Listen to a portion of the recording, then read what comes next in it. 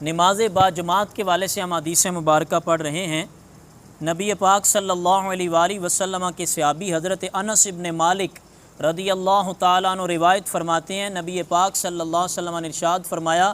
جو شخص 40 دن تک اللہ تعالیٰ کی رضا کے حاصل کرنے کے لیے باجماعت نماز ادا کرتا ہے، اس طرح کہ وہ پہلی تکبیر میں شریک ہوا ہو،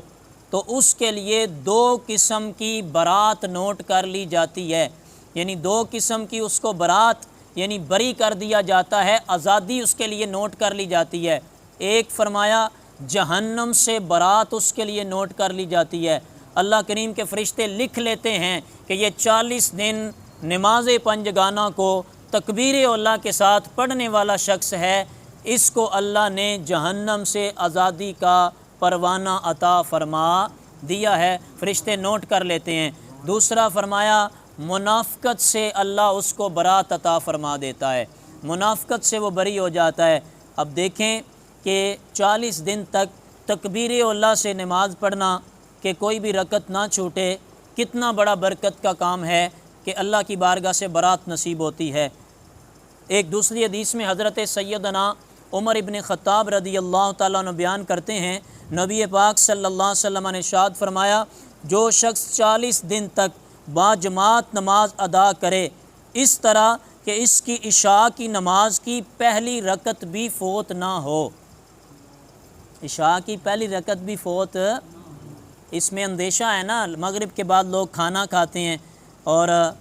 وہ کھانا کھانے میں یا تھوڑی سی سستی ہو گئی تو بستر میں ٹانگیں گئیں تو پھر کام خراب، تو اس لیے فرمایا عشاء کی پہلی رکعت بھی فوت، 40 دن تک لگاتار نماز پڑھے، عشاء کی پہلی رکعت بھی فوت نہ ہو، تو اللہ تعالیٰ اس کی وجہ سے اس کے لیے جہنم سے آزادی نوٹ کر لیتا ہے۔ اللہ تبارک و تعالیٰ ہمیں اس حدیث مبارکہ کی روشنی میں اپنی نمازوں کی حفاظت کی توفیق نصیب فرمائے، فکر عطا فرمائے۔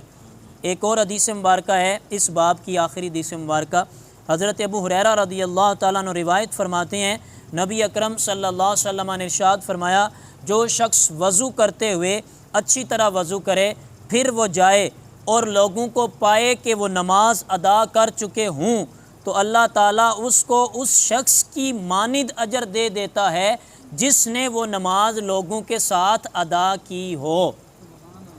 اور ان لوگوں کے اجر میں کوئی کمی بھی نہیں ہوتی، جنہوں نے جماعت سے پڑھی ان کے اجر میں بھی کمی نہیں، لیکن وہ جو گھر سے چلا وضو کیا کہ میں نماز پڑھوں جا کے مسجد میں، آگے پہنچا تو نماز ہو چکی تھی، لیکن وہ نیت کر کے آ گیا تھا، اللہ کے نبی فرماتے ہیں اللہ اسے بھی جماعت کے ساتھ پڑھنے والوں کا اجر عطا فرمائے گا، کیونکہ اس کی نیت جماعت سے شامل ہونا تھا، اللہ اس کو ثواب دے گا۔ اور اس کو امام ترمذی نے یوں کر کے بھی بیان فرمایا ہے، آپ فرماتے ہیں اگر وہ شخص مسجد میں آئے اور باجماعت نماز ادا کرے تو اس کی مغفرت ہو جاتی ہے، اور اگر وہ مسجد میں آئے اور اس وقت لوگ کچھ نماز ادا کر چکے ہوں، کچھ نماز باقی ہو، تو جتنی نماز اسے جماعت کے ساتھ ملے اتنی وہ ادا کر لے، اور جو باقی ہو اسے بعد میں مکمل کر لے تو بھی اسے اجر و ثواب حاصل ہوتا ہے۔ اور آگے فرمایا اگر وہ مسجد میں آئے اور لوگ اس وقت نماز ادا کر چکے ہوں تو وہ مکمل نماز ادا کرے تو اسے بھی اجر و ثواب حاصل ہوگا،